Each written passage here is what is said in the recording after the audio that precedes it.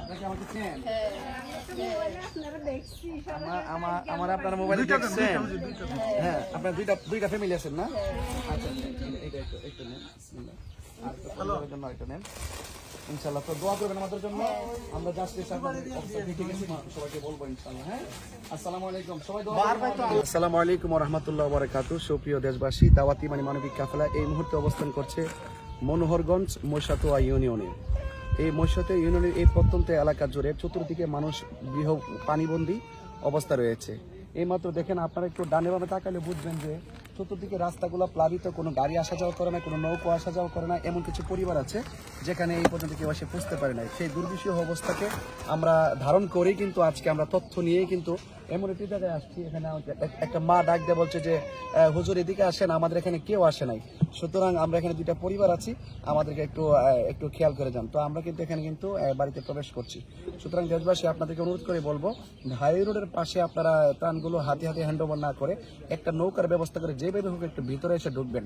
আসলে বন্যার্থ মানুষগুলো বারবারই বলছি পরিস্থিতি শিকার। দেশ এবং প্রবাসী যারা সহযোগিতা করে আমাদেরকে অনুপ্রেরণা জাগিয়েছেন, সকলকে অনেক ধন্যবাদ। আসসালামু আলাইকুম। আপনারা ভালো আছেন? আপনাকে আমাকে চিনেন? আমার আপনার মোবাইলে দেখছেন? হ্যাঁ, আপনার দুইটা ফ্যামিলি আছেন না? আচ্ছা, এইটা একটু নেন। বিসমিল্লাহ। আর একটু নেন ইনশাআল্লাহ। তো দোয়া করবেন আমাদের জন্য। আমরা জাস্ট সবাইকে বলবো ইনশাআল্লাহ। হ্যাঁ, আসসালামু আলাইকুম। সবাই দোয়া।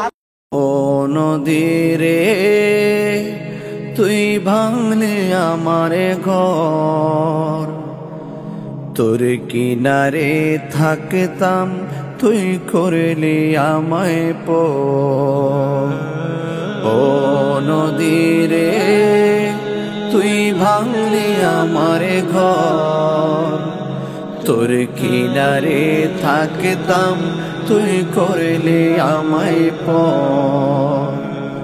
সকালে দুপুর সাজে তোর কিনারে বসে, সকালে দুপুর সাজে তোর কিনারে বসে করতাম কত গুণগান। তো ভাঙলে আমার ঘর তুই করলে আমায় পর, ভাঙলে আমার ঘর তুই করলে আমায় পর।